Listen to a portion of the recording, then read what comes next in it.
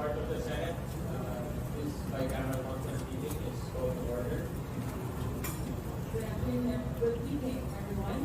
On the part of the House of Representatives, the proceedings of the bicameral conference committee meeting on the disagreed provisions on House Bill number 4058, otherwise known as the Fiscal Year 2026 General Appropriations Bill, are hereby resumed.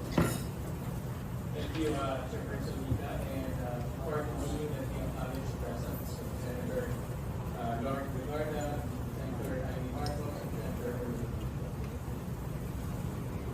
On the part of the House, please allow me to acknowledge the members of the House panel present here this evening. Representative J.J. Romualdo, Representative Javi Benitez, Representative Brian Yamsuan, Representative Benito Alvarez, Representative Albert Garcia, Representative Christine Singson Mihan, Representative Maricor Zamora, Representative Rufus Rodriguez, Representative Marcelino Libanan, and Representative Alan. Thank you very much, Your Honors. Thank you, Chairperson Vita. And first of all, I'd like to apologize for the delay because there's actually a letter that we received this morning from the PWH. This is in regards to the discussion yesterday on the construction materials price data.